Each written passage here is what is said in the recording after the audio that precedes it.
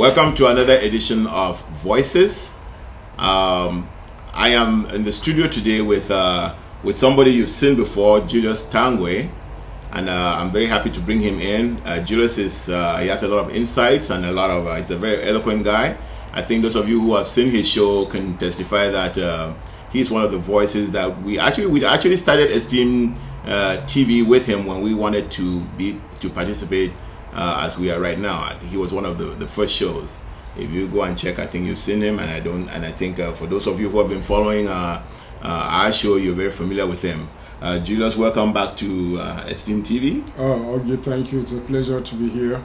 Yes, and we are really in association with SCBC, so it's just that we have to produce in that name to maintain the brand, which you've seen with a lot of the other documents that we've put online for many years. So we just thought maintaining that brand would be a good thing, but we're totally and completely a part of SCBC. So welcome back to our show. It's a pleasure to be with the people today. Yes, and I know you have a lot to share with us because you have been watching what has been going on since I think the last time you were here, was it in? I think sometimes in March or what? Around March. No. There was another show we did, three of us. The sixth. I think it was the sixth episode. 6th or 7th episode. Okay, yeah. So, but since then, a lot of things have happened. Oh, a lot has transpired. Yes, a lot has happened, and so you and I don't know that we'll have time to catch all of it. Indeed. But I definitely want us to touch on. We definitely want to get your insight on some of the things. Oh. And I'm going to go straight on, and I want to hear.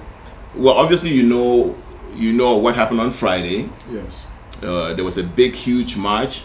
The mother of all protests in the history of both Ambazonia and La Republica, I would say. Indeed. I mean, La Republica has had one protest where a genocide took place, and I think they were spooked after that. Indeed. And since then, it's been like hands off, let Biya take what he wants to take. It's not a good history to revisit, but a history to not repeat itself. The evil that is perpetuated in that system, human beings should not be living under it. So I really do think that having the French and Biya, their agent, have it their way is wrong.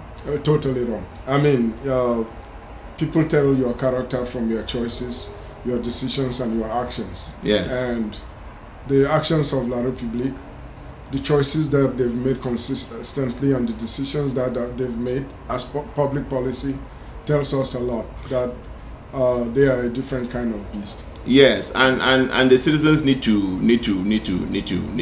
protest. So, but you saw the mother of all protests.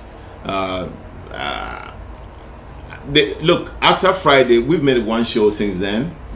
But I've seen way more videos now. It's like, man, I wish I saw that video. There's a video I saw, I do not know where those kids were. But they totally went, and these gendarmes were standing there with their guns, and they were ready, all of them, to die. How many people you want to kill? How many people you want to kill? How many people you want to kill?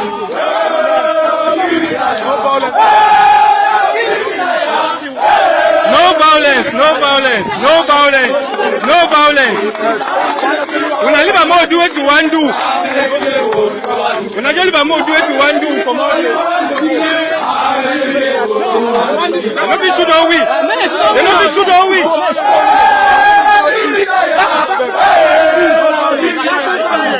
No violence. What could have left for them? No violence.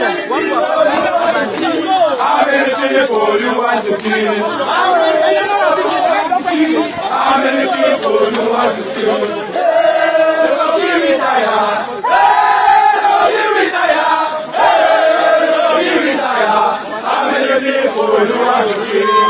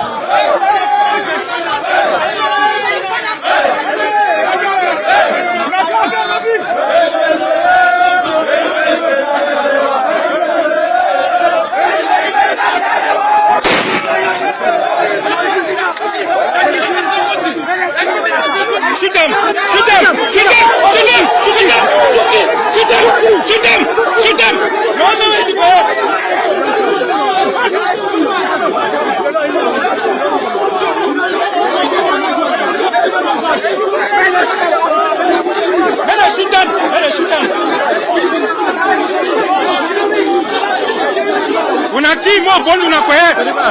Yes, yes. He must come down. He must come down. He must.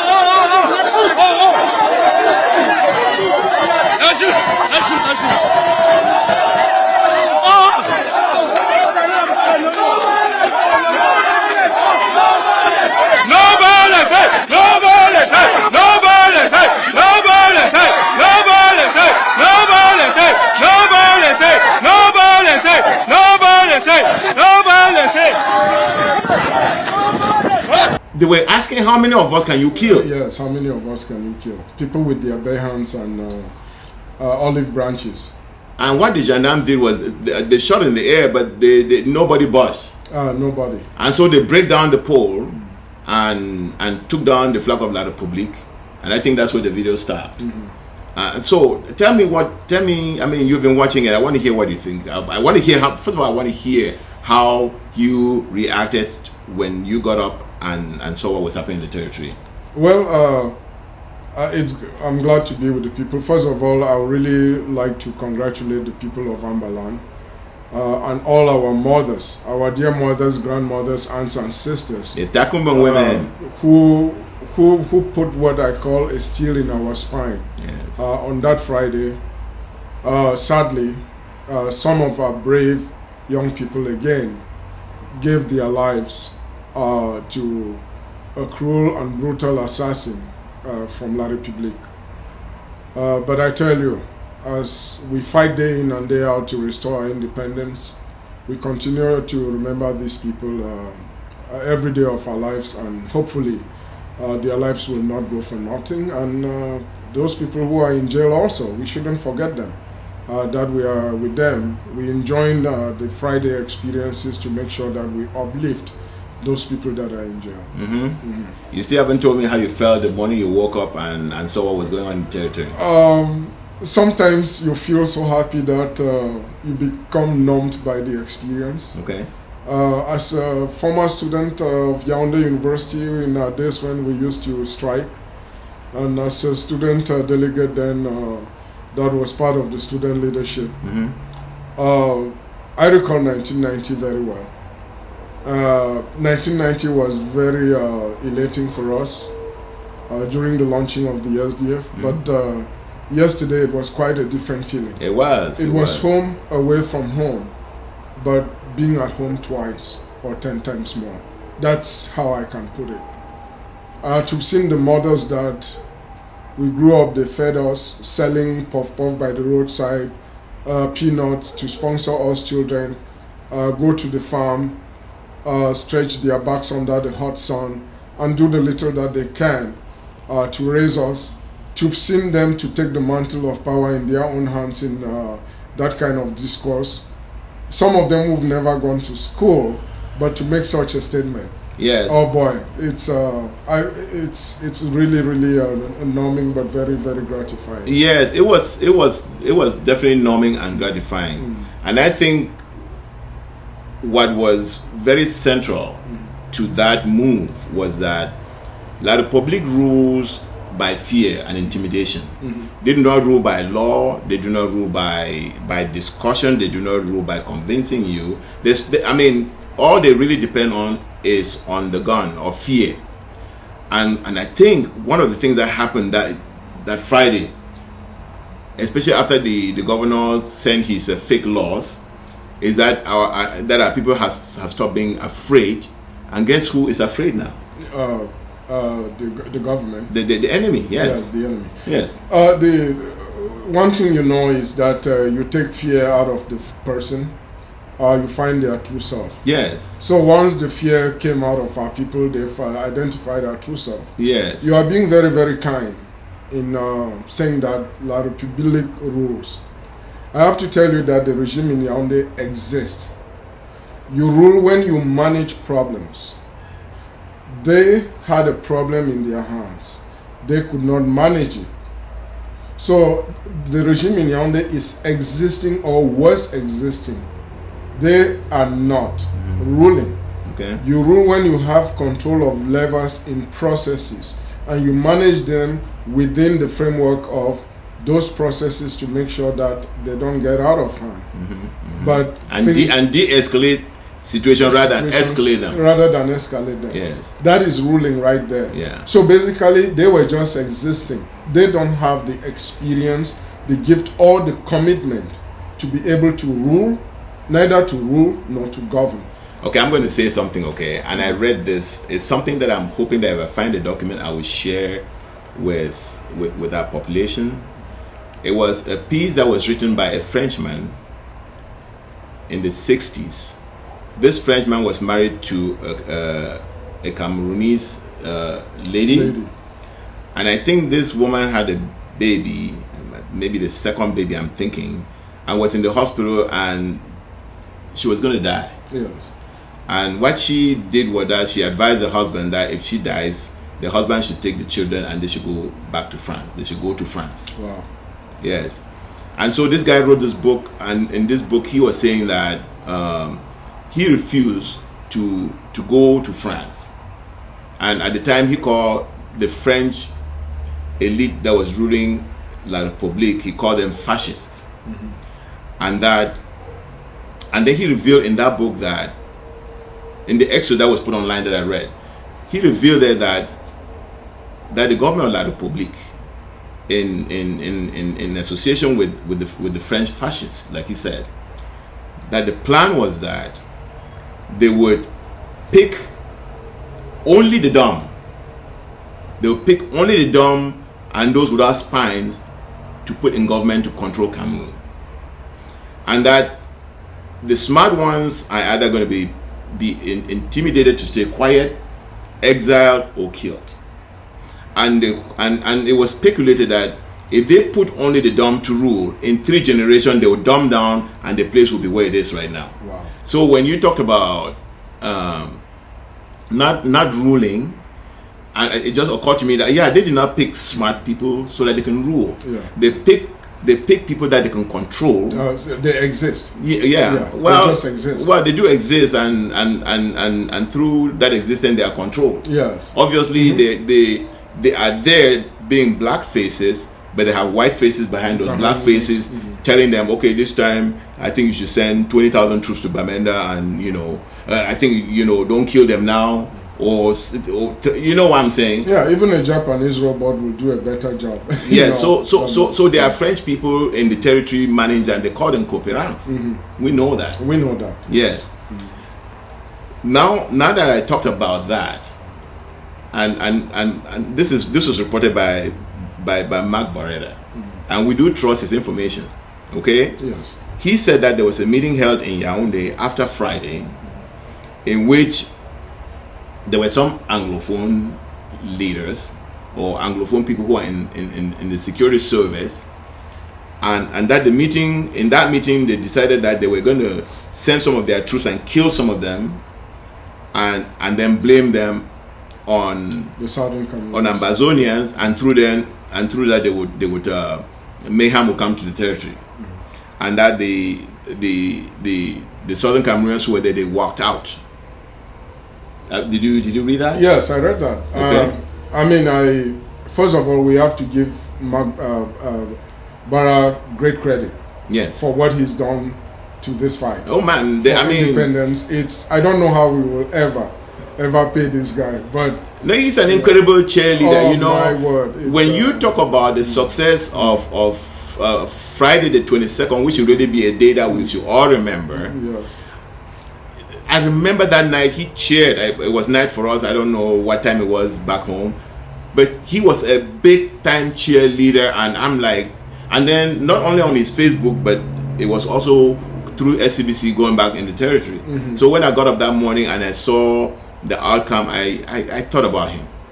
I'm telling you that to talk the spring water that satisfies an entire village is not supposed to be big. And there's an African proverb that water that quenches your thirst can never drown you. Okay. And Mark Barra, what a small source. Yes. But he's a incredible. very, very powerful, incredible guy. Yes. And for stories, these stories, covering stories like this, tell us what the regime in Yaoundé can do, it's not surprising. We've seen priests die. We've seen officers die. We've seen Anglophones die since 1961. Our great businessmen disappear in no way that we know, since we always thought that the government is on the side of truth. We've seen people die in Nios, Legnos. Up to this day, we don't know the truth. So this government in Yaoundé is capable of anything. No, but you also forget, it's a regime, and when you talk of a regime, you're tying it with the French. It's a regime that has caused genocide in the place before. Oh yes, it is. So so if they so you know that they've done that and they got away with. Yeah, they got away with.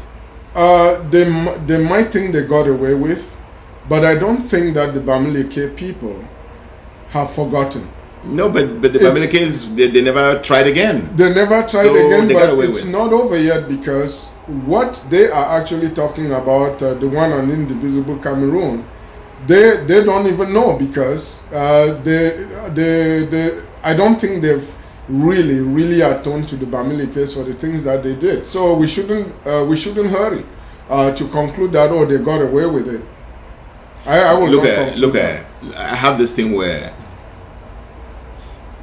to be a human being, you need to be reacting to your environment. Okay, right. And that's one thing that we've never stopped fighting these people since 1961. Yes, and those are people who are living. You know what I'm saying? Yes, we are living, and so I don't believe that these people. I think they have totally been spooked, and they never try that again. I think there is always there are some trees that the branches and the trunk appear to have died, but sometimes you find the root from nowhere coming back out, and you ask, boy, where is this from? I don't think that the Bamilekes have forgiven the French and the people in La République, and Paul Biya being part of that, and some of his cronies that were part of that orchestration. I think so. Well, I'm optimistic for them. So, first of all, do you believe, is that story credible? Well, we were just saying that story is credible because there's a history. Oh, for me, it's credible. Yes. Yes. So, and I've been listening, and I've been seeing pictures. I want you to not cut you short. Okay. I want you to see this. In a religious institution,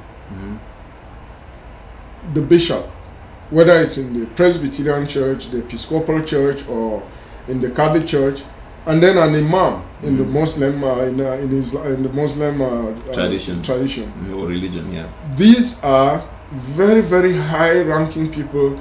They are archives, spiritual archives for these institutions.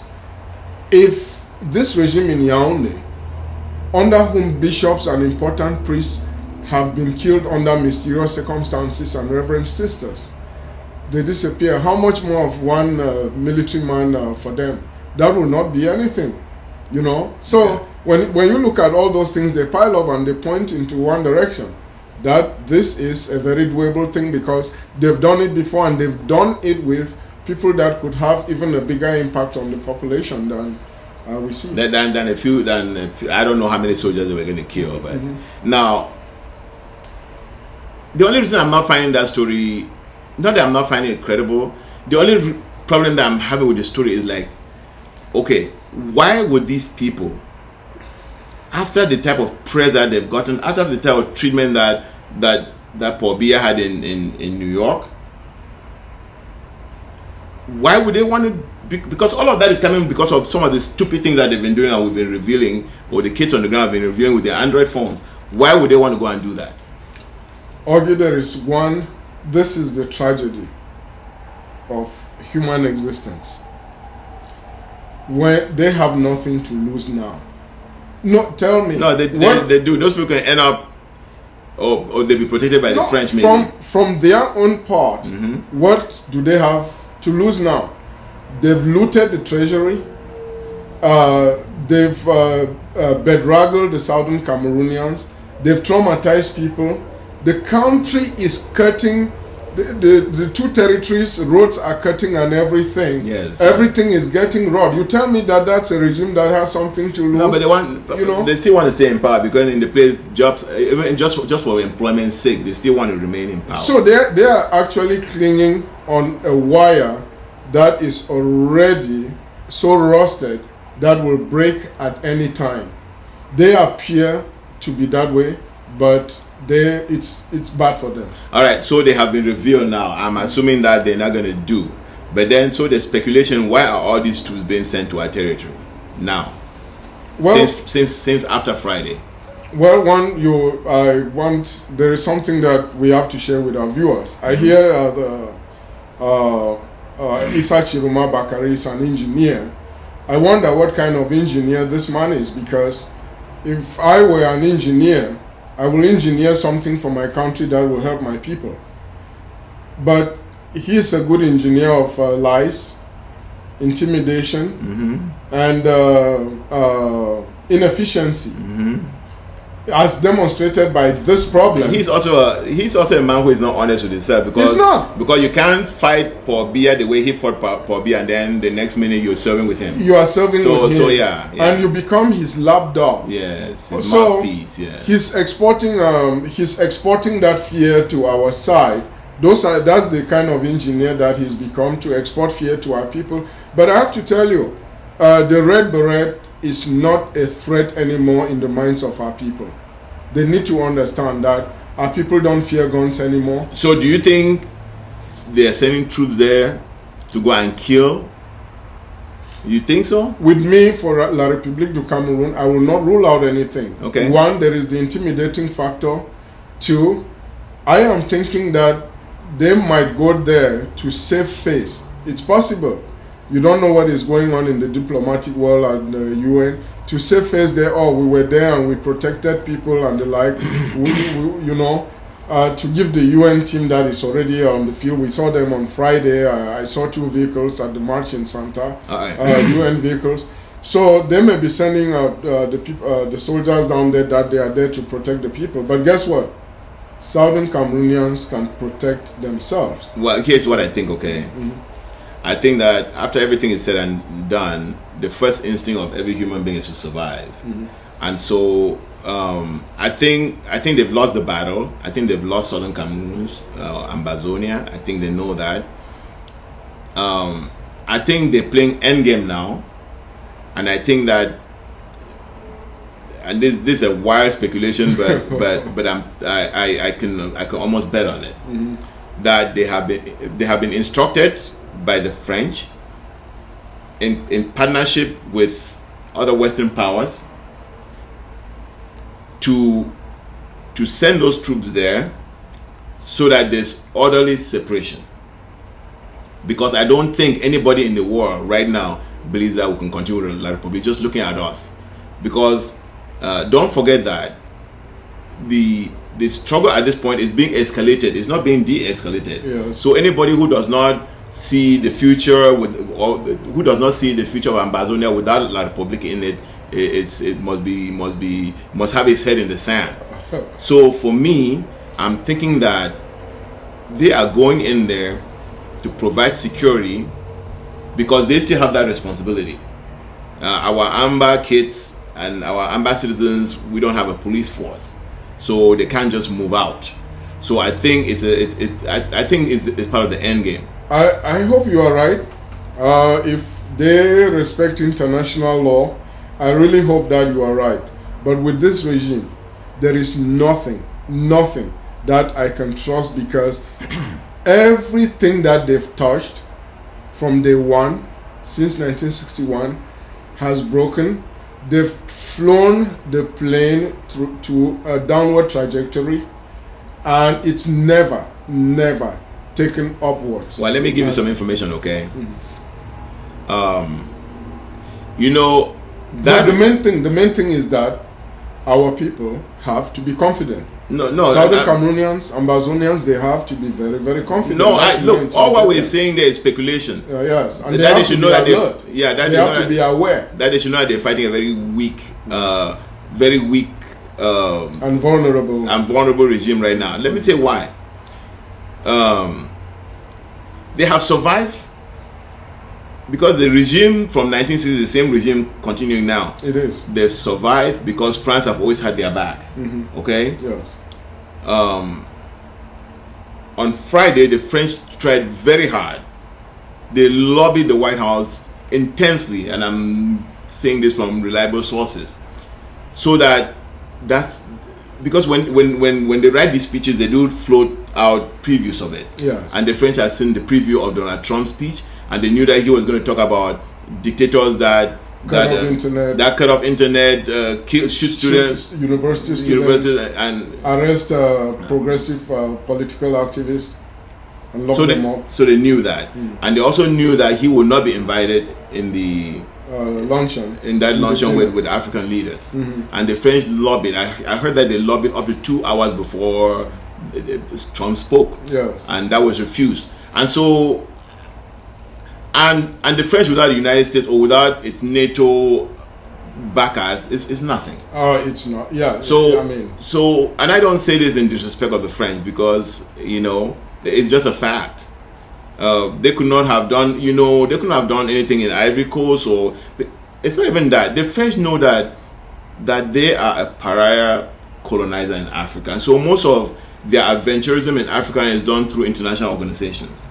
Okay, yeah. They don't just carry their guns and go down and kill 500,000 people like they did in Bamileke land. Yeah. What they'll do is they'll camouflage they'll bring the UN and then camouflage after the UN and manipulate them. One of the things that people should also know is that France is in the UN Security Council, yes, not because of its power. No. In fact, France got into the Security Council thanks to Britain, because after the Second World War, Britain wanted a strong France, and so they rebuilt France, and they actually wanted them into the. In fact, when France was first put in as a member of the Security Council, Charles de Gaulle rejected it. You know what I'm saying? Yes. So it's now that they're actually enjoying the power, but they're not there because they really contribute anything to world security. It's the same thing in 1815.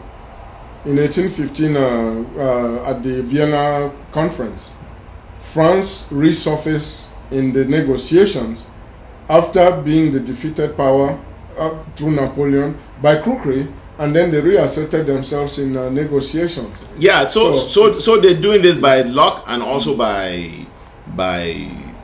crookery, that you say. Yes, crookery. So I think that France cannot protect La République anymore. But let me tell you this. I mean, in this southern Cameroon case, there's a little video by a German.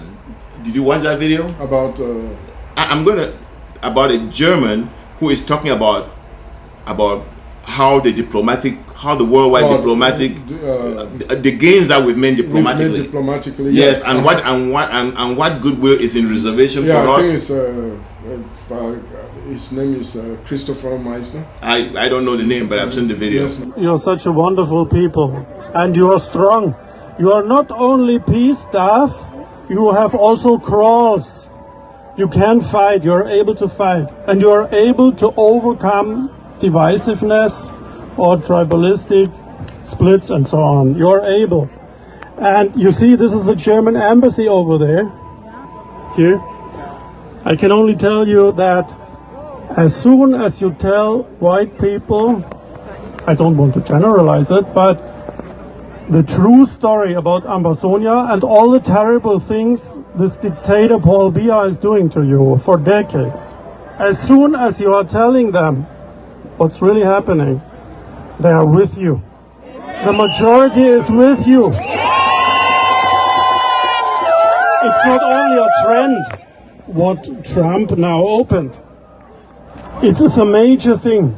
You are a role model for the new Africa. Yeah. You are in the center.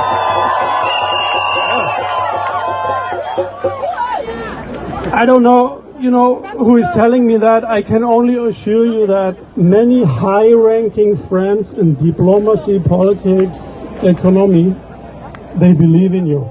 They say, Ambaland must be independent. Be proud to use the name Ambazonia, Ambaland. That's who you are. And we don't do it with hate towards the Francophones. Yeah? They are still our brothers and sisters. But we are aware that we have to insist on independence right now, because otherwise France Afrique and France will not move one bit. Okay? Yes. Strategy is also important. Tactical and strategy. We will put power behind your talks, okay? That needs diligent work, methodical operation. You have to become, each of you has to become a multiplier. Yeah? Everybody you meet, you tell him the truth, you know, wherever you are.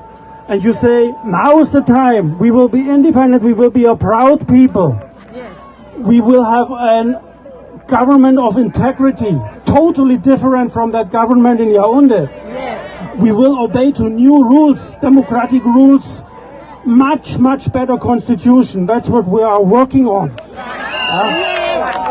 You will see more from me and from other people, important people from Europe, from Germany. They help you. Yes. Just stay firm and take the youth back home as an example. They are on the right track. Yeah. They are courageous. Now we have to combine this courage with the reason of the elders. Only with the reasonable ones, not those who are just managing with this regime, right? Okay, so we have to select. Let's do it with pride. Let's do it with force. Let's do it with diplomacy. Let's do it with intelligence. You are not alone. Billions of people feel with you. It does not feel like that now in the media yet, but just keep going to tell your story to everybody in the world, to all the journalists, to all the politicians, to all the economical people. They will understand you, they will feel you with you. Okay? Good. Okay, together we are strong. We will make it. You can see that the world's attention is focusing on our situation, and the French are weak. So I'll be very surprised if they go and start shooting people there. All right. I hear they're rounding up a lot of people. Let me tell you, I really feel terrible for France if I were France. Because if the regime in Yaoundé is your messenger carrying your message, then, boy, you didn't send a good player to the field. They fumbled the football. They shot the ball back in their own net. And if the French are still standing by them, then I'm really surprised. I think... no, the French are not standing. The French are standing by them because of the loot. The loot from our territory. Because the loot in the whole of Africa. Remember Mitterrand, and I think Jacques Chirac repeated saying that France will not be the same without Africa. And so to France, this kind of a do or die thing. It is, but also a wake up call, because they could reshape themselves. No, they could reshape themselves, fall out with a regime that is unable to uphold certain values, and renegotiate economic opportunities with different countries. And that doesn't rule out Southern Cameroon. No, but see, France is not a very competitive. It's not a very competitive country in terms of products and services, and even the language. You know what I'm saying? Yes. So when the president of France, in the person of Mitterrand, stands and say will not be the same without Africa, I mean, France... It's a big statement. France is the largest nuclear dealer in the world, nuclear uranium dealer in the world. Of course, that uranium comes from Niger. You know what I'm saying? Yeah. So are you saying they should give democracy and let Niger now become the largest supplier of uranium? I don't think they want to do that. Well, but sometimes they have to. Other Francophone countries in Africa have to look at that and echo the same message and action, and copy that. Things could reshape themselves. Let's not talk so much about the French, because we don't know about them, and they'll continue to bungle around in the in the 21st century as though they're in the 17th century. You know, I think where the French have really done bad is that they came into southern Cameroon and tried to treat us as though they were the Germans coming into a virgin territory with tribal groups that every 12 miles is a total sovereign nation. And so they cannot coordinate and fight them. They don't have a common language, and so you come and destroy what they have because it's easy. Yes. Because you just have to defeat the Bakweris and then move on until you defeat everybody else. Yeah, it's not like when you attack the Bakweri, you're attacking the whole of Ambazonia. You know what I'm saying? As it is now. Yes. Yeah, because we are now one for all and all for one. Absolutely, absolutely. And then they came into a culture that's superior in terms of our training. I think the people who were drafting the French embassy the French consulate in Boya in 1967 that was drafting how they would Frenchify southern Cameroon said that is not taking root enough. Yes, and that the British did an incredible job. Yes. No, the British just they had a better product, and they met good values in place. Let me say another thing the British met. I've always insisted on that. The British met good values in place. Our people, our values, our beliefs, our norms, our principles. That's what I'm going to tie this thing with. Yes, it's huge. That's what people are missing. Let me say this. I read somewhere that the British made a lot of mistakes in Nigeria because they were not paying attention to the traditional values of the Nigerians. So when they came to Cameroon, in southern Cameroon, yes, they tied the local taxonomy. The local taxonomy. The local cultures as part of so the government that was designed with and that's why there was a House of Chiefs and all of that. Yes. You know what I'm saying? Indeed. Yes, so they did a very good job and what they brought to us was they adopted our system. I was going to say it was in total alignment with what we're already doing. Yeah. And so it was a very it was incredibly efficient and effective. They dovetailed the two systems. Yes. To work very well. Yes, and so when these people brought systems that were taking powers away from people and sending it far away and then asking them to come crawling back for whatever crumbs. Yeah. It could never win. Never. It could never win. Never. I don't think so. So Pa, tell me how effective you think we have been in managing this struggle. Since I don't want to go too far, since November. Thanks for that question. I think our people need to understand.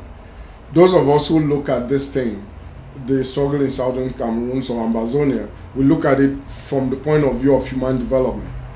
I've spoken to well-learned people here, and I asked them, why are you not involved with this? And people back home are involved. I don't like being involved in politics. Ogi, I was shocked. These are people who have gone to school. They've been educated both back at home and here.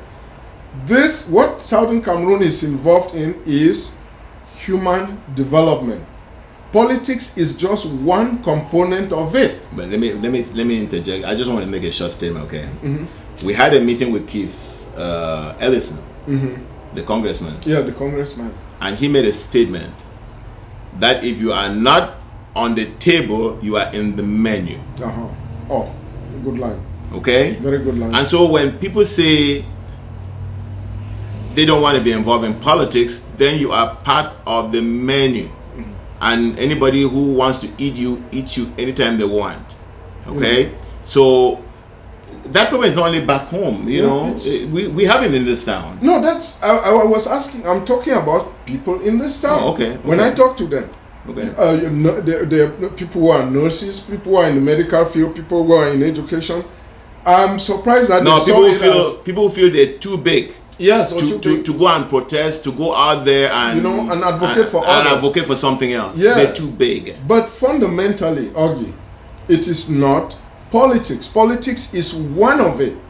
Politics and international relations. When you look at social analysis, okay, this falls basically under politics, falls only under one of 5 components. Okay. What we are involved in is human development. We are involved in this because our lives that were meant to move forward, we are born to grow. Yes. We are born to move forward. Yes. We've always gone backwards. That is not human development. Okay. You mean those of us in the southern Cameroon? Every human being Okay. is born to move forward. Yes. And those of us in southern Cameroon, we've been taken backwards. Yes, we've been dragged backwards. So it's an issue of We've human been dragged development. backwards screaming. Yes. So it's not politics, it's human development. Okay. Whatever field that these people are in, they work for naught. So if we they not- don't know that they are supposed to do it for the sake of human development. Even their kids that they are sending to go play games, to participate in different youth activities, that is human development. That's to develop them physically, whatever you want. Yes, physically, morally, and psychologically. Okay. So it's not politics. Politics is one aspect of it. Okay. And they should know that, and they have to get involved. So far, I think that point needed to be clarified. You asked a question: how far have we gone? Yes. If I follow the 3 modes of discourse in human development, Okay. for example, the legal and the political, Okay. the ethical and the philosophical, the advocacy and aspirational thinking, I will tell you this. Ethically and philosophically, that is, using complex thinking to clarify ideas, values, principles, norms.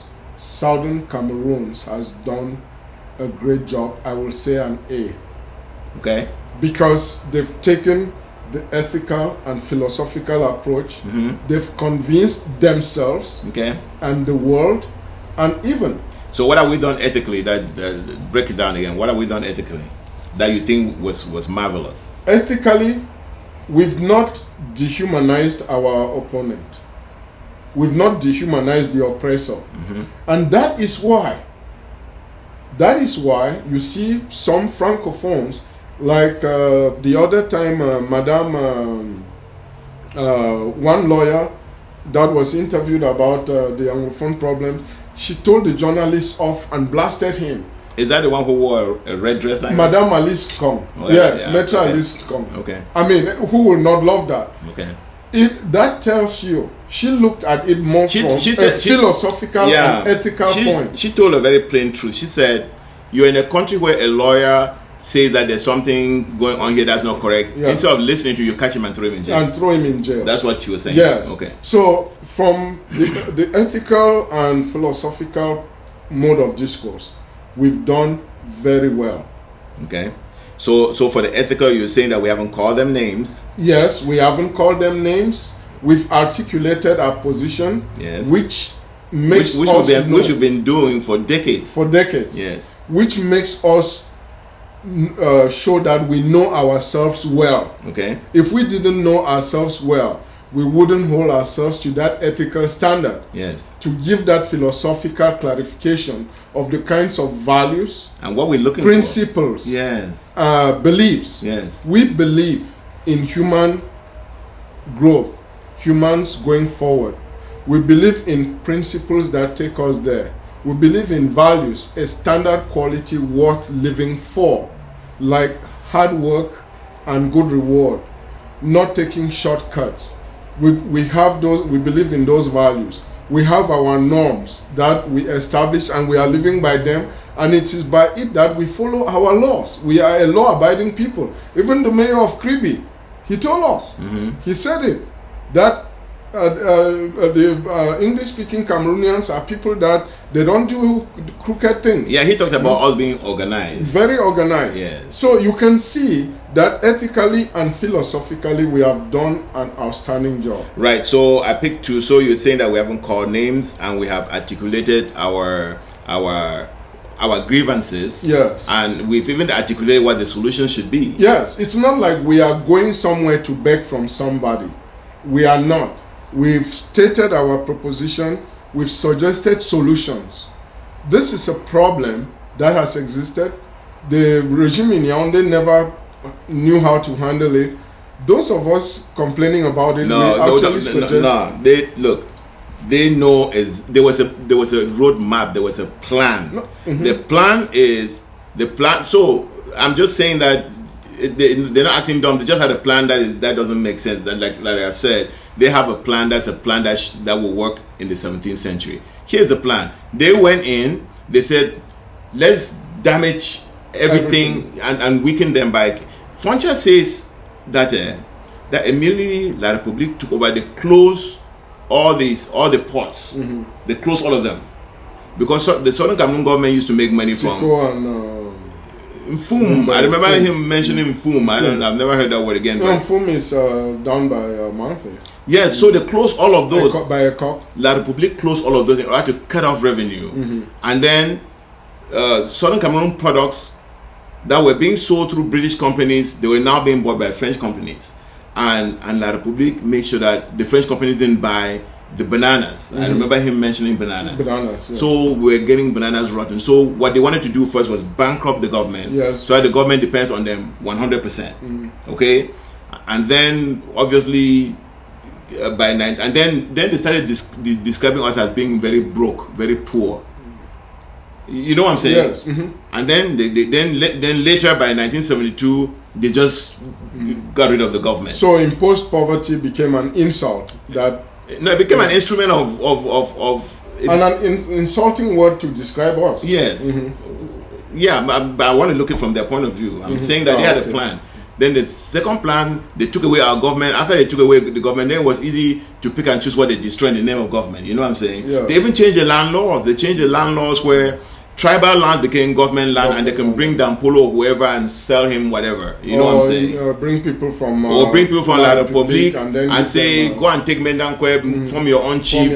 And the front of Mendankwe say, no, that's they said, F you. You know what I'm saying? Yeah, they called the SDO who is from La République to take care of them. No, all of that was well set up. So when I say they don't know how to handle it, is the willingness. They don't have the willingness. I just want to add one more thing, that our analysis and our first intuition is to make the analysis and end with La République. You know what I'm saying? Yes. That's our intuition, but that intuition is not correct, because like I've already told in that story, they picked people who could not make the judgment, either because of their ineptitudeness or because of their moral bankruptcy, where they decide to sell their soul to the devil in order to have shelter, clothes, and eat some good food. You know what I'm saying? Yes. So, but there was a mastermind on this. Oh, you and I agree with that. They designed the agents on the ground. Yes. To be the agents that can take all these commands, and then they send them through whom they could permeate. Yes. Do you know that even in our land, they're still having difficulty in La République? I hear that there was a certain mayor who was elected. I don't have these names, but the mayor came in. I would say a pretty advanced a mayor who was pretty progressive. He came in and looked at the budget of the city, and there was not a lot of money. But he knew there was this big French company that's in the place. So he sent a letter and said, I don't see you paying any taxes. Which is? I hear the owner of the company, who was a Frenchman, called him and laughed and said, why don't you come over here? I'll give you $200,000 and you forget this thing. The guy said, no, I can't pay. I mean, you should pay taxes to the... Yes. Guess what? Before he knew, that guy was running for his life.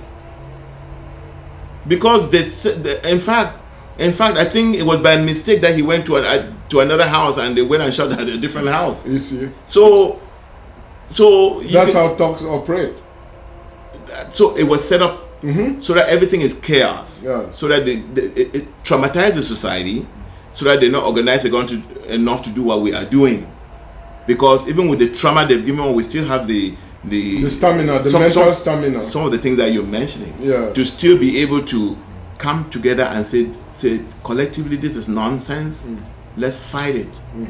And I think that for a long time, I have somebody who said that La République started by it was eating in different sections of the society. So they took away the most vulnerable, and those tried to fight back, but those who were not as vulnerable continue to be part of the system. So they kept eating until they started eating the lunch of the lawyers, and that's when until they brought what they've been doing to the general population, and they started actually facing the lawyers in the law court. Yeah. That's when they they went to tantrums and set the whole thing on fire. Chobropotism. Yeah. So Yes, so they started. If you want to put it in terms of our own skin, they started eating into our flesh until they're hitting the bone now. The bone now, yeah. You know what I'm saying? It's true. But it doesn't cancel the fact that ethically and philosophically, But we reached maintain. out. Yes, yes. And that is what has convinced some rational, sane, and ethical minds in La République to speak for our case, which I will deal with at another level. Okay. Then we have the legal and the political. That is decisions through legal and political process. I will tell you, the legal and through political processes from Albert Mukong to Goji Dinka, Fongalanfo, Carl Sinayangwe, all these people up till now, we will give. You don't mention Bob Gar because he's the last one. Yeah, up to now I include Bob Gar Harmony. Yes. And these he's the one who went and told them, show me the legal document. Yes, and this crop of lawyers led by Bob Gar Harmony, we will give them an A grade also. Yes. Because they they really followed the legal channels from local level all the way to the United Nations, the African Union, the Court in Banjul, and the like. Political. Before you go, I don't want you to go to. Before you go, let me say this. I was just thinking that this ethical that you mentioned, that's why they call us Anglo fools.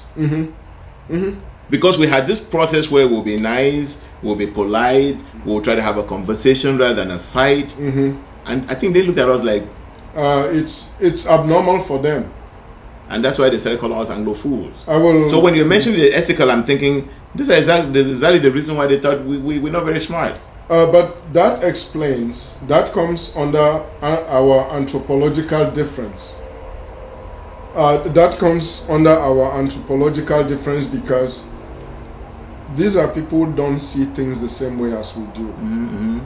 Human value, human life, values, principles, norms, formation of law and the respect thereof, execution of those laws, they don't see it the same way we do. Yeah, and they were trained not to though. Yes, they were trained not to that, so we are fundamentally quite different right there. Because remember that the French had written in the cooperation agreements that they would tell them what kind of education educational system and all the like. Yeah, so when you know, when we were growing up, even at the university, they used to say, "Oh, the Francophones are very philosophical." But you know, you don't need to be a great philosopher. No, you just need to have some good scientific thinking process in your mind, so that something happens, you're able to analyze it, identify the problems, solve them, and then be able to have an honest discussion about it. Be a pragmatist. Be a pragmatist. Yes, just be a pragmatist. Don't be so buried in philosophy where you find it because if you give a case to a good lawyer, he can defend any side you give it to him. You give it to, yes. You know what I'm saying? Yes. So when you when you operate your society that way, then it's a society of fighting people. It's not a society of saying, here's the issue, what is the problem, how do you diagnose it, what are your solutions, and then how are you going to convince me? And then we reach an agreement, and then we as a society agree that problem is solved. It's like the civil rights movement in this country. At a point, Martin Luther King and his people drew a line on the sand. Yes, and LBJ had to. Yes, and those who were opposed to them came out with clubs and everything, and they fought it on the street. But it ended up in you know how you're saying we've been making our case. Yes. Just make your case. Make your case. If you make your case well, because there are two types of decision making. There's a subjective decision making and an objective. Yeah. In the subjective example is, if you don't love your wife and you want a divorce, some other person cannot say, no, you must love it. No, it's how you feel. Yeah, it's how you feel. The test for that is subjective. Yeah, it's the subjective dimension of a moral act. Yes, the objective one is like, if you say, this man stole my thing, that one can be proven Because you have that man's thing, he never gave it to you, and so you are a thief. Yeah. It's not only me who will see it to be a thief, anybody else will see it as a thief. Yeah. So that has to pass an objective test. Yes. And I can tell you that part of the reason why our struggle is winning abroad is because we are telling the story. Yes. We are telling it accurately. We have told it for a long time, and people who suddenly got interested, that why did they cut their internet?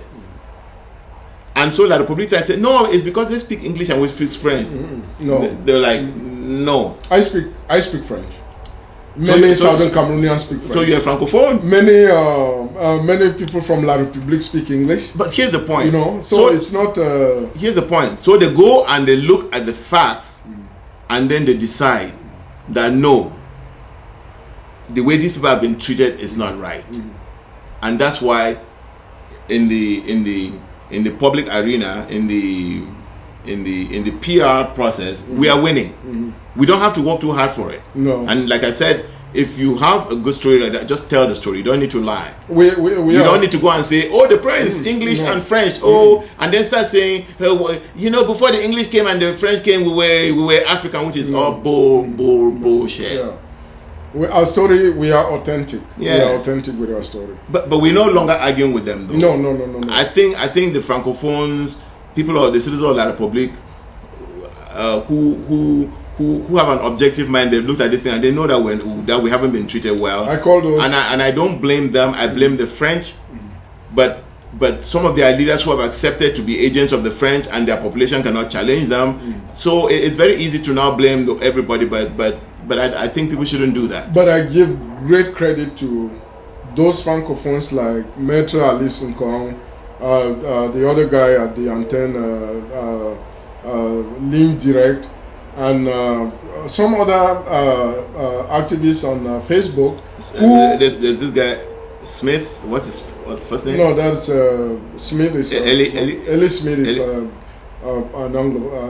Southern Cameroonian. No, they told me he's a francophone. Oh wow! Yeah, really? Yeah, that's amazing. Yes. Then there are some other guys, but I want to make people understand that for me, as a Southern Cameroonian, looking at those people like Maître Alice Nkong and all these other francophones that are advocating and speaking for Anglophones, for English-speaking Cameroonians on ethical grounds and philosophical grounds, it bodes well. It tells me that in the new republic, we have sane, sound, and rational minds to work with. Believe me. Work with where? Where? No, as two neighboring countries. Okay. No, it's a good sign because they are not like other ones that don't think and they come out and say, oh, go out there and butcher them all. Like some fool that sent out an audio today in Yaoundé that, oh, he's going to butcher all Anglophones, throw a bomb in cocktail molecule takes in churches, Anglophone churches, that they are noisemakers. Those are disturbed people. No, I listened to him and he's not even worth mentioning. It's not worth mentioning, that's what I'm saying. He's a lunatic. So I look at people like Maître Alice. He's very uneducated. So on the political end, I think work still needs to be done. And in the sense that how the processes, the administrative processes of within the struggle, we will be around a big great debt because there is still some improvement to be made where we have to merge our resources and make them more potent. But at the macro political level of reaching out to other countries, this falls now under international relations.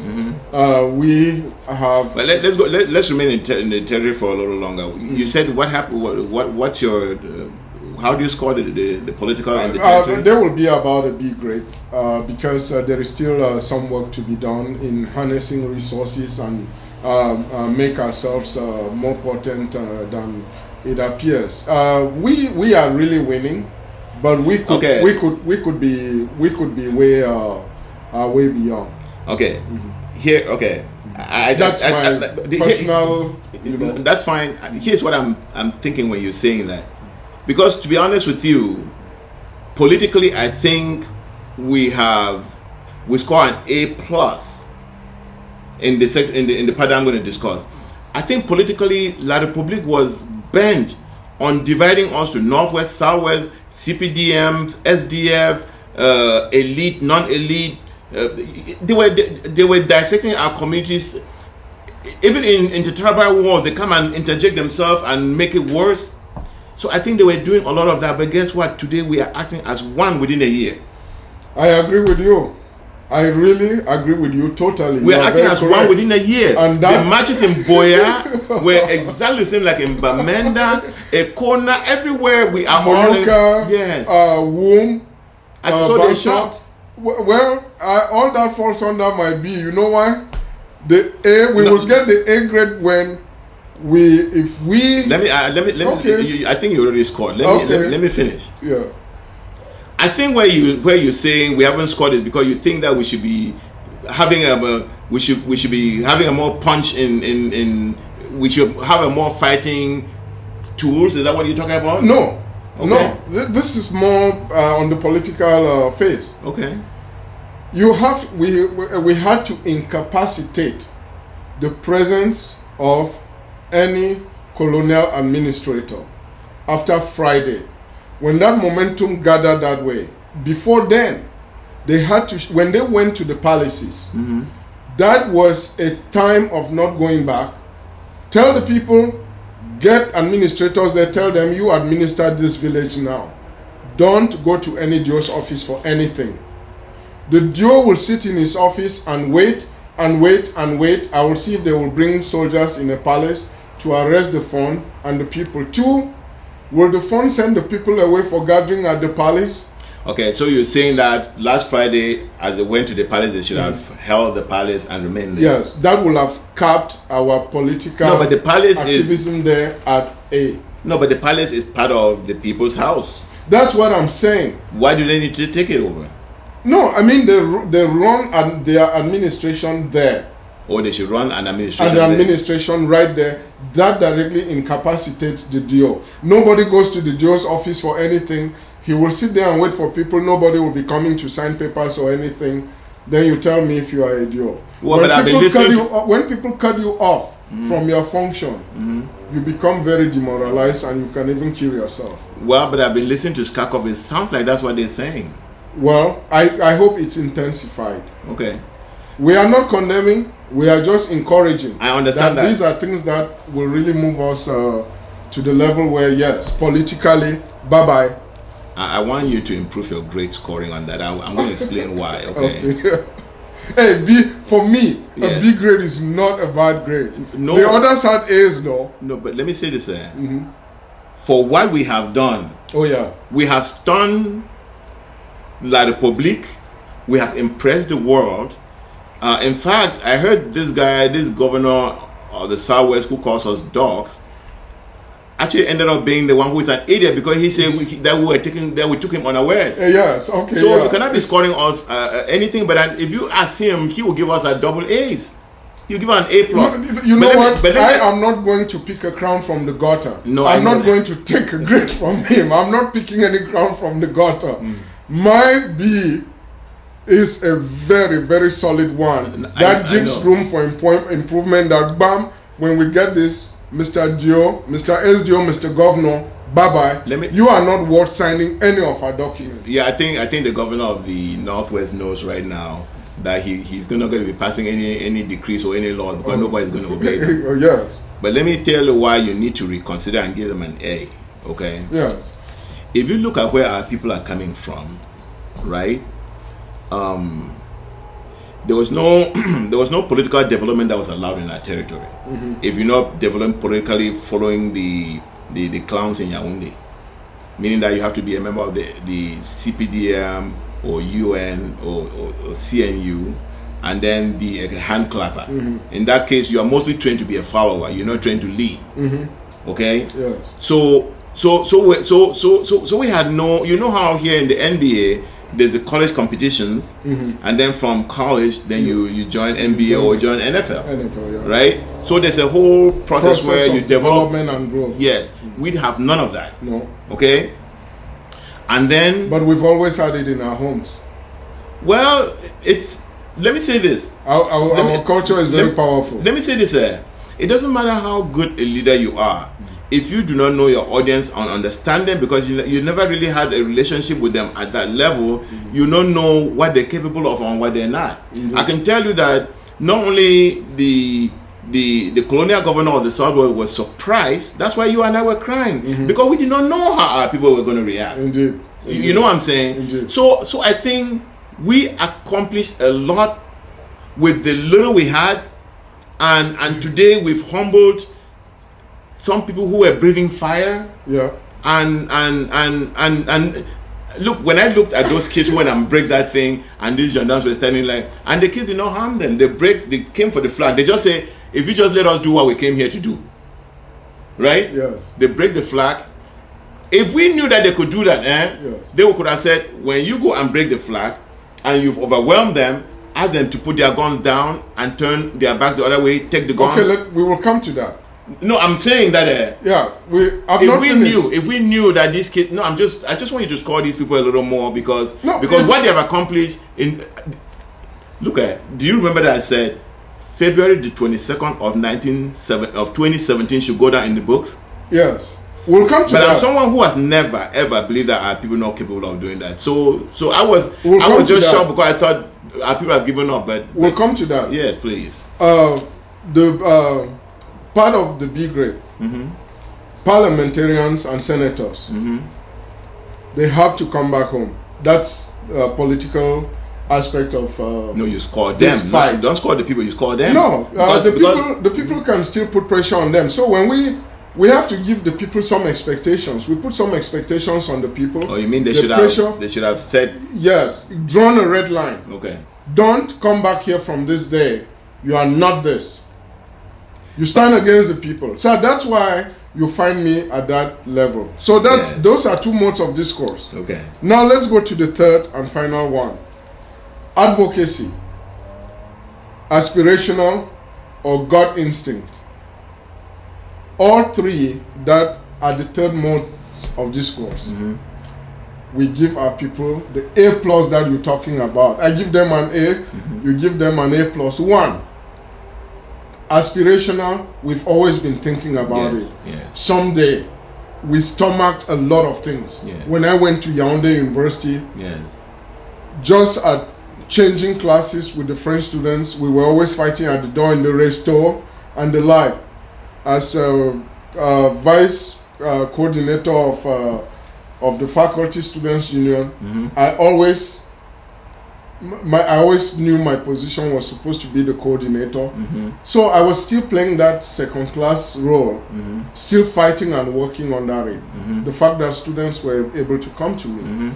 You at your workplace, somebody in the ministry that hears only one language, one tribal language, stomachs things.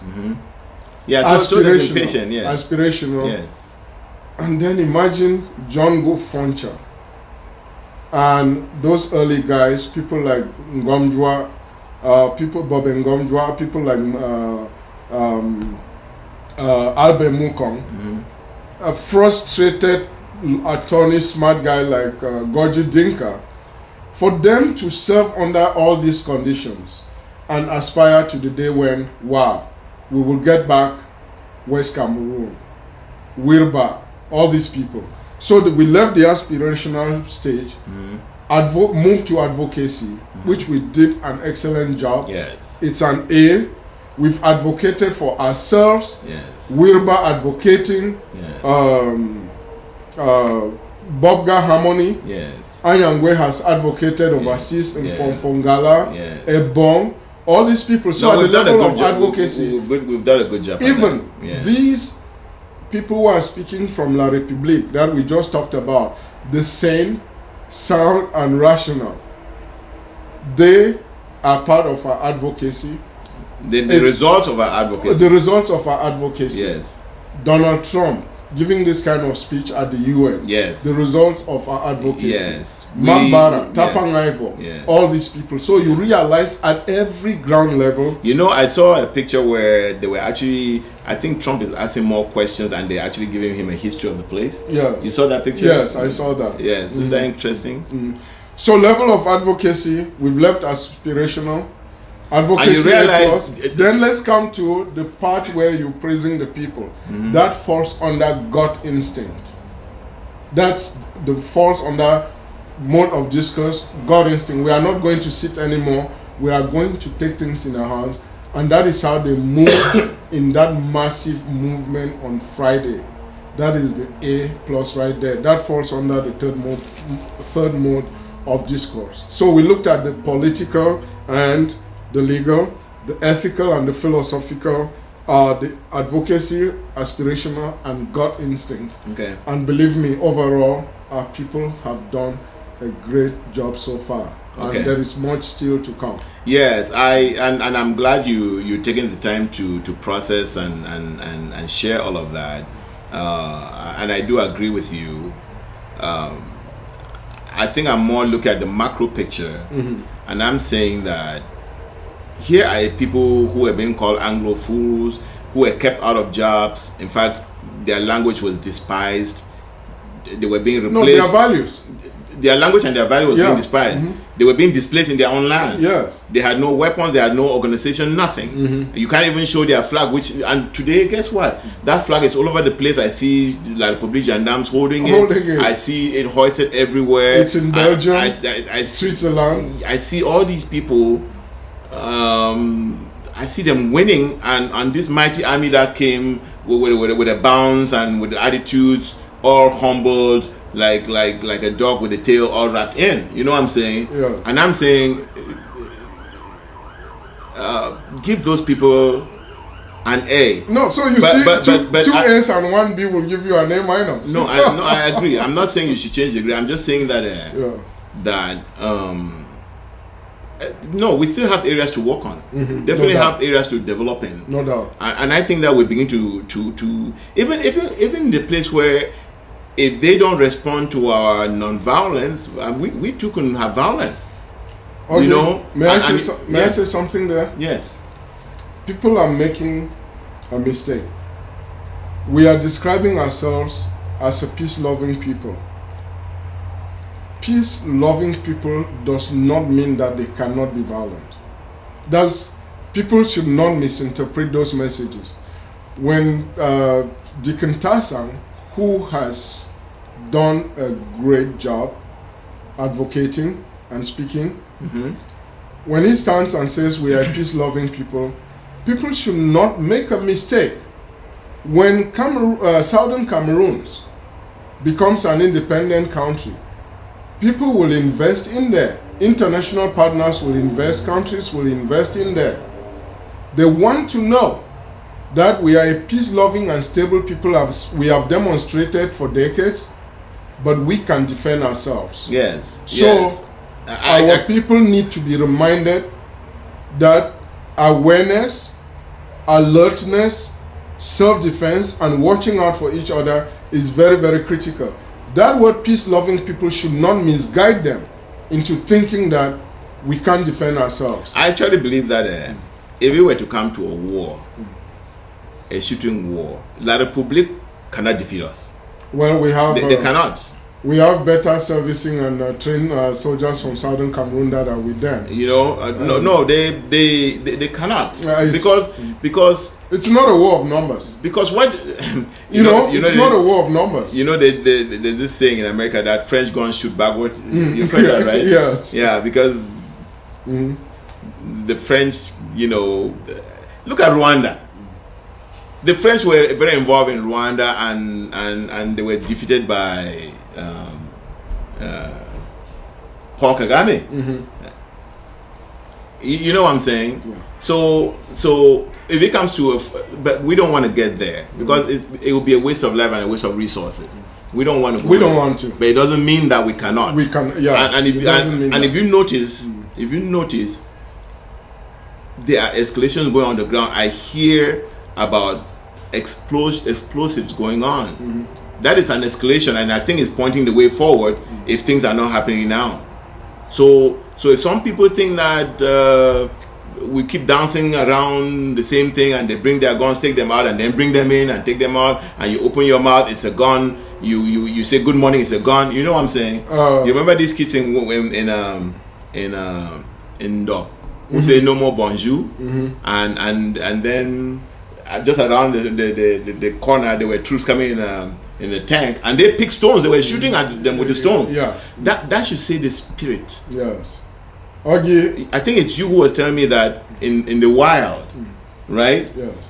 Animals get attacked not because they cannot fight back, but because they're running away. They're running away. Yeah. Yeah, but when you stand and stare, yes, a wild animal in their eyes, it breaks, it stops, and things. And I looked at the kids in Dog, and they were picking stones, throwing while the army was shooting. There's this Patrick Henry piece that says that you win a war not only because you have the best arms. No, it's not. That's not why we win a war. But I can tell La Republique that they shouldn't get us into that, because if we get there, they're going to lose La Republique. Yeah, it's. I will say this. A humble man is not a weak man. A peaceful man does not mean he's not a warrior. There are quiet warriors. When Southern when you're saying that, I'm thinking of Incredible Hulk. Ah, okay. What is that? You know the character Incredible Hulk? No.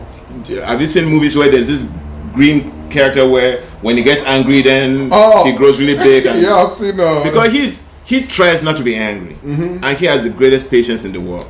But until you get him where he gets upset, then he becomes something else. Yeah. So people should understand that when we say we are peace-loving people, it doesn't mean we are not warriors. We are quiet warriors. The fact that we are humble doesn't mean that, hey, we are weak. And that should be... And I want to say something else about our advocacy. You remember the bully in primary school that bullied kids? Yes. There's always one person standing somewhere in the block that will stand up for that kid. Yes. Southern Cameroons will not be bullied and pushed around by La Republique the way they are doing. I bet you, Augie. No, but it's already happening. That's what I'm saying. It's already happening. Our people should know that. La Republique cannot be that bully and go away like that.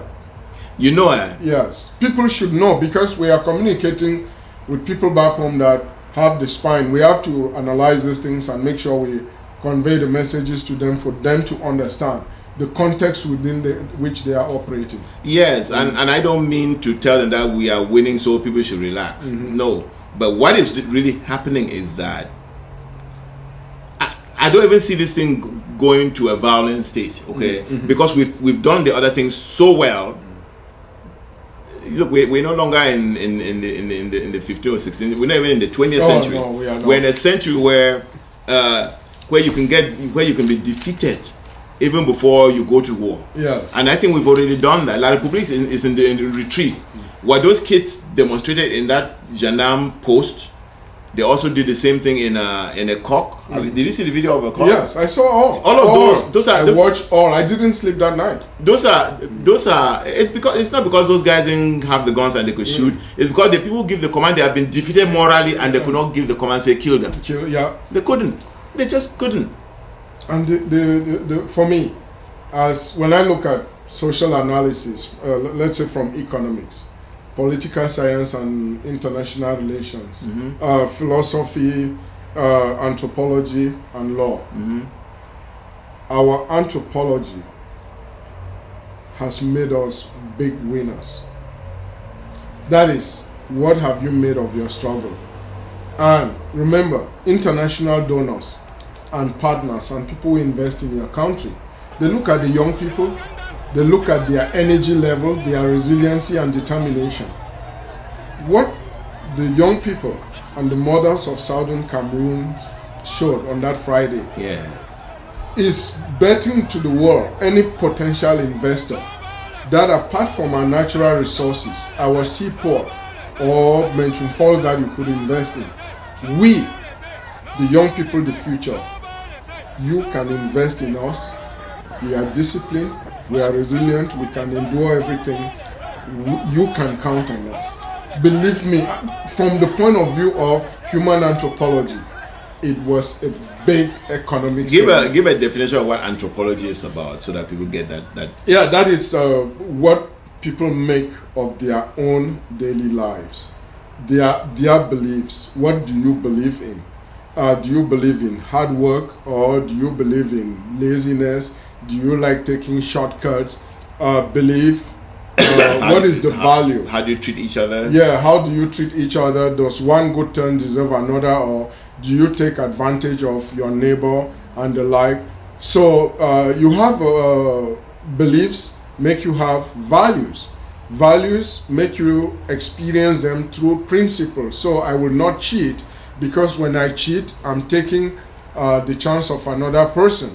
So when you are an intelligent person in La Republic and they are sending somebody in a NAM, you pass your exam, you are very smart. Yes. Somebody pays money to enter a NAM. Yes. You know, that is not living by the principle. Then you don't value hard work and and you cheat your community of valuable of the value of resource. the smart ones. Yes, you cheat a your resource. because somebody who could have come and brought an invention, you've kept him to go and be an Okada rider. Riders somewhere. When you were talking about deceiving people, even in our tradition, there are stories growing up where, you know, they tell this you like using them. They tell this they give these traditional analogies. Oh, okay, yeah.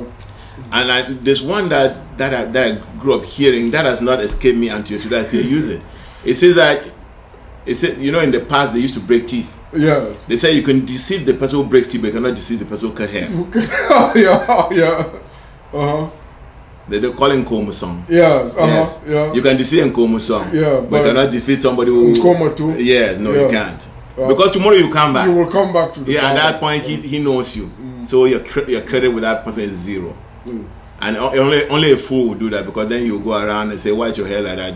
You can't pay the guy who cuts it. You can't. Yes. So then Nkomusong, you deceive one and you're gone. Yeah, you're gone. It's crookery, but at least you know that you're not coming back to that person. Yeah. So, which unfortunately is prominent in La Republique. And you said I should talk about anthropology, and so how our norms, how we form our norms, and then which lead into the building of laws and respect and execution of those laws. All those fall under anthropology, and through the experience on Friday, through these 8 months from last January, you can tell that the Southern Cameroon people are very disciplined. They follow the instructions, the ghost towns, they respected them, the known schools, they respected them and everything. And they were disciplined enough, regardless of how much it's costing them. It's costing them. It's painful. It's hard for them. It's incredible. Ogie, any foreign investor, any Westerner that is looking to put his money somewhere, they will put it in a stable people who know values, who have principles, who can die for something, who can give up their lives for something. The message that came out on Friday from Southern Cameroon is a big economic weapon and a message. Yeah. Yes, to any Western investors. And I can bet you, I will bet, if my message gets to the West, to any investor, if they are thinking about the independence of Southern Cameroon, they should look at that Friday and invest in those people. Yeah, they are very fearless people. Yes. And you will notice one thing, we are not even fighting for the natural resources that are abundant in that territory. We're just fighting for our humanity, just be treated right. It's human rights. Because we were never greedy with all of that. No. You know what I'm saying? We were never greedy with the resources. Yeah. It's about just human development, human rights. That's it. Yes. Yeah. We are people, we deserve to be treated as those. You know. So October 1 is coming. Yes. And you have said that February the 22nd we did not take full advantage of it. September 22nd. September 22nd, I'm sorry. September 22nd, 2017, that we did not take full advantage of it. What would you be suggesting for October 1? I will suggest this. If a man wants your house by force with those arms, as the DOs have done, I will suggest that those DOs offices should be abandoned, no documents signed there, and everything should be moved to the palaces, because anyways, the palace and the funds, the traditional authority, will always be with us. No matter the form, whether it will become elective or hereditary or whatever, they will always be with us. Whether we'll have the House of Chiefs or not, which will be decided, they will always be with us. So let's shift power to the palace, do all our documentation there, render anything null and void from any colonial administrator from that October 1. Let the DO sit in there and do whatever they are doing. Nobody will get there. I will see how they will work. They are incapacitated. Will they bring soldiers to arrest the people and force them there to go carry out documents? People go to the palaces to solve their problems. It puts the funds in a bind. Those who are trying to side with La République in a certain way, they will be forced to choose. Will you choose the colonial administrator, or will you choose the people with whom you will be forever? You choose. So either way, it will serve us. It will serve our movement well. Yeah. No arms. If you go to the DO's office, you and gendarmes will be fighting there for no reason. You are at the palace. Hey, you make shifts there, alternate, bring food. It's like the Occupy movement in Wall Street. Some people will go home, make food, bring, and the like, and they recycle and stay at that palace and carry out the administration. It is the people's power. It will build the spirit of nationalism in them. I am just, all what we are going through in this struggle, in the West, like the United States and all the other countries, they fought wars. So it builds them together. These ghost towns, the missing of schools and all these things, these processes, they are not for nothing. No, I think building a sense of nationalism in our people. And a shared history of ownership of this struggle. Yes. But let me say this though. You know, the funds have been politicized. In fact, they are under the pay of La République. Yes. So why I mean, I know it is the last legitimate place we can go to. But you seem to trust that that these funds can be good custodians of this transition. If they refuse to serve at that point, they've revealed themselves, or they will serve the people begrudgingly in pain. You know, as you're talking, yes, the Banso kids went to the palace and the fund abandoned them. So I don't think we have a choice, but I want you to think and maybe advise on situations like that. But they have to stay at the palace. It's their palace. Okay, so even if the fund takes off, they should own the palace. They have to stay at the palace and minister problems there. They should handle their problems there, solve them there. It will make them actually better people. They will trust themselves more. Okay. I'm going to add the fund right there is more as a symbol. It is that traditional Quifo house in the palace. Yes. That is not owned by the fund. Yes. The fund is the custodian of the traditional bag that is in that palace, that makes that palace the palace. The people being there is for that, is under that bag, under that protection. Even the fund, any fund himself knows that he can't play with that bag. You can't take that bag and come out and collectively curse the people. You can only curse an individual that has commits a crime. Okay. What's the end game? The end game is independence. And before I say this, I want to go back to our episode 6. We had asked a question about intermarriages. I want to visit that just for 1 second. Yeah, go ahead, please. I want to say this. I didn't want to leave this point out.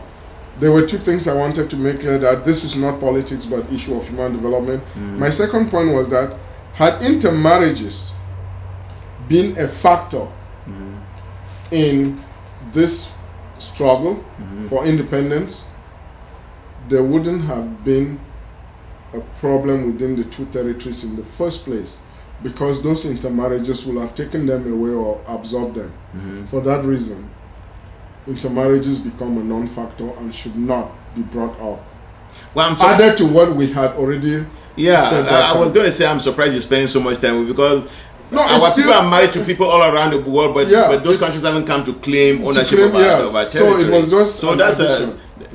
you know, there are so many people. Some low minds can still try to fool people about those, and people have to be armed to understand and dismiss those kinds of things. Yeah, no, change is hard to take for some people, Yes, you know. which we handled in that sixth Yeah. episode, but I thought I should add that. Okay. That it's a non-factor. It should be a non-factor. No, really, it shouldn't. It shouldn't be an issue that should be, because your wife will always be your wife. Your wife did not marry you because you come from a particular place. You married your husband or your wife because you love them. You love them. And so- your children are your children, and nothing is going to change that. Yes, so- In fact, they can have dual citizenship if they want, because I don't think that Ambaland can do without dual citizen. No. Most of its citizens, some of its better minds, or love the place, and they're willing to come back and invest. So Southern Cameroon is going to be a country of a dual citizen, and it will only benefit the country. La République has dual citizenship only with France. Yes. In the Good for them. In the United States, they wouldn't give dual citizenship, and I think it's for no other reason other than that they do not. Because if you look at Ghana has benefited a lot by making dual citizenship for its citizens that are in the United States. If you look at the developments going in Ghana, they are rapid. Yes. In fact, a lot of African Americans are moving to Ghana, and it only makes that country a better place. La République wants to be the colonial bastion of a Frenchman. They come and they treat you like dirt. You accept it. You promote their language more than they even promote their language. The French people are running away from English, from France. France. You go to France now, all of the conferences are in English. But here you are, you have your English population, you're trying to teach them French and make like French is the cool language. No, French is not the cool language. And that's why you have your citizens in a country, you know. So if I were to make one appeal to the citizens of La République, it would be that I don't want them to join us in our struggle, because that's what happened during the SDF and derailed the SDF. I think this is a struggle for the people of Southern Cameroon.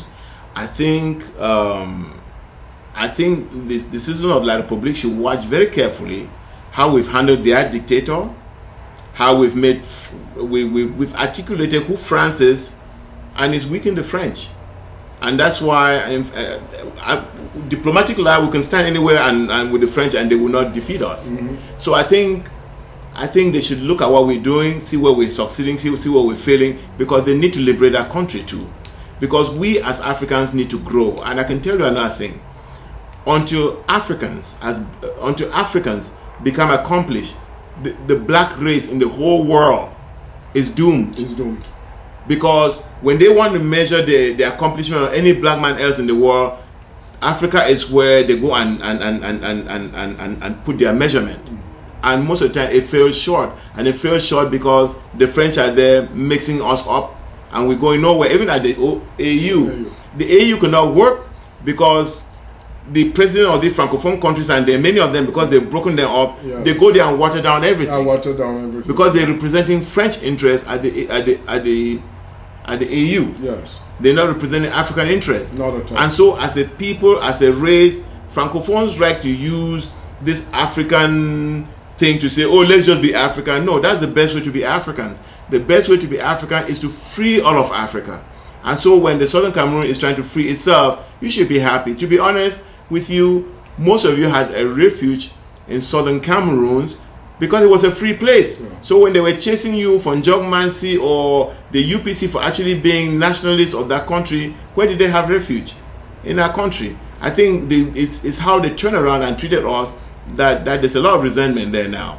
Because those who grew up with us, when they engineered the unification, because the word reunification was not a word that came from us. No. Because they were reuniting with their families and their tribes, but we were not reuniting with anybody. Yeah. You know, for us it's a unification. It was a forced unification. Yes. And since then we've been crying. You asked me about the end game? Yes, please. Sorry, I had to rant. No, you did a great job.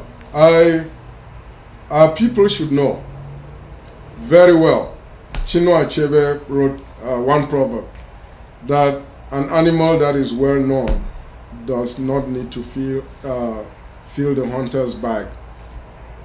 When you go hunting, an animal that the village knows very well, no matter how small it is, when you say you brought back this animal, people look at you and shake your head. Southern Cameroon is a small animal, but it is well known now, thanks to you people.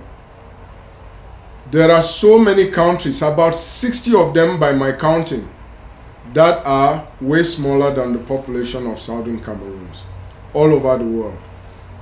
We have everything.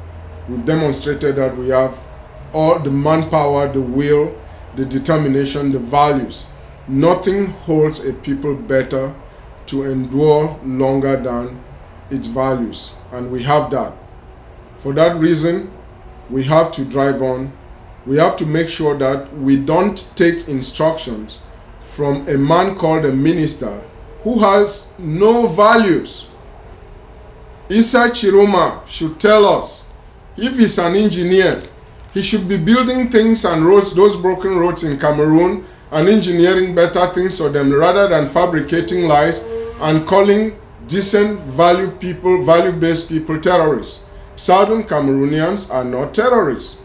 We are peace-loving people. We have our own values, and you have to trust yourselves.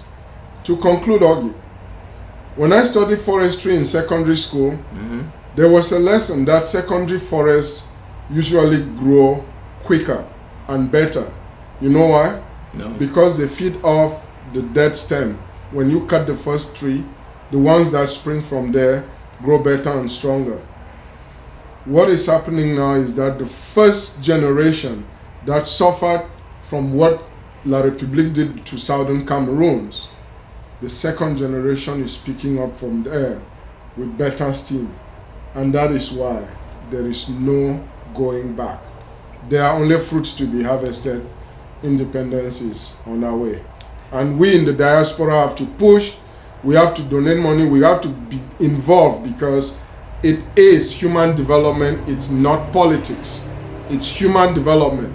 If you are working in any offices with any human being, from coaching kids to nurses to teachers or anything, that is an aspect of human development. And what we are involved in Southern Cameroon is human development. Get involved. The time is now. Thank you. I just want to let all my audience know that Julius is a teacher, and he approaches everything in an educational approach. He has a great video which I will be programming to show you what a great teacher he is in the school in which he teaches, and how many honors and I'm looking for a stronger word better than honor, and I can get yeah, that he's received. So when you see him, be ready to learn, because he's not just going to discuss what we already really know. He will take you to new places.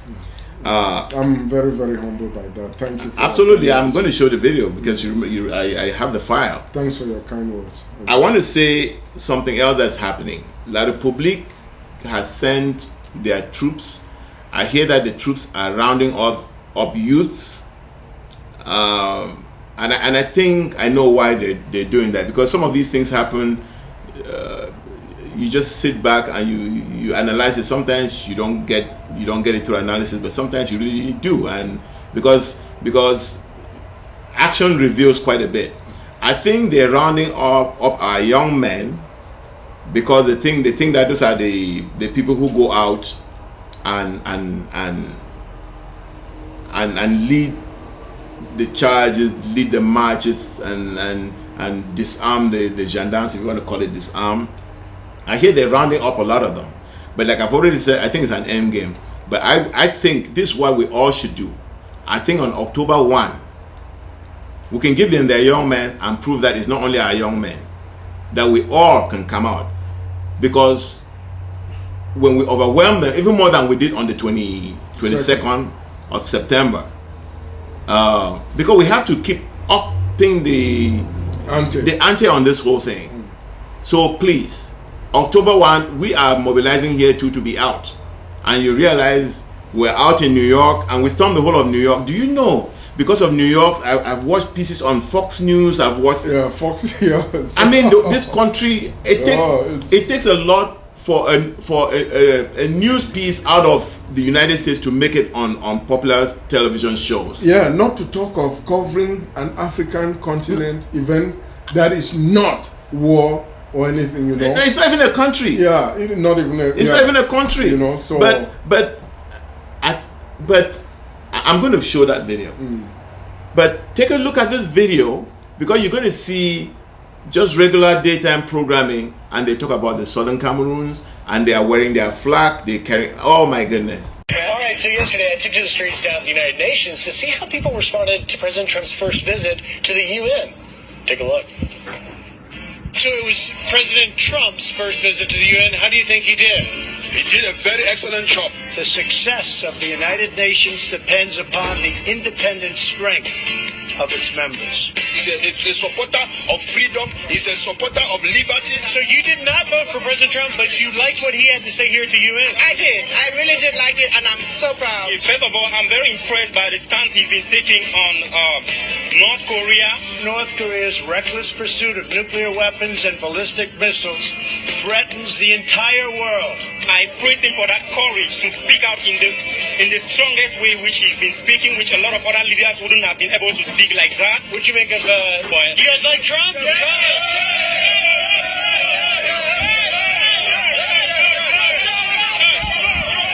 South Cameroon.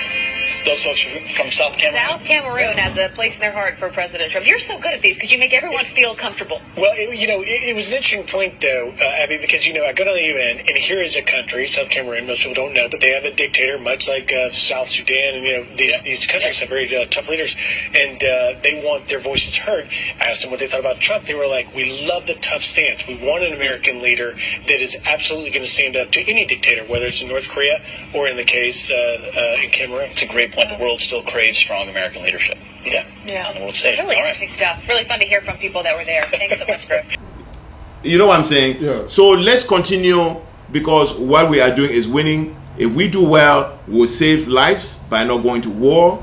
We will save the next school year coming, because these people will be out of our territory. Oh, they will be out. Because everything that's happening now is happening in order to move. I've already said, I think they're bringing their troops now because they've been asked to do that by the international committee from who employs them. Because Biya is not in power because you elected him. No. Biya is in power because somebody somewhere. Was chosen. Yeah, he was chosen by somebody somewhere. No, he was picked. He was handpicked. Yeah, handpicked, not chosen. He was handpicked. When we to say be chosen, there. it might be think that it was chosen by God. Yes, and they've given his instructions that you go back, you send troops to go and secure the place, and we'll decide on how you get out. And that is what is going on right now. Can I tell you something? Please, go ahead. There are three critical things when we are dealing with ourselves. The most important person to you is the person who makes you discover who you are. Yes. The best thing that happens to you is a thing that helps you discover who you are. Yes.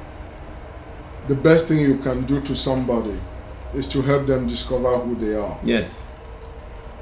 This crisis between Southern Cameroon and La République has made us understand and define who we are, and it has defined La République who they are. But let me say this.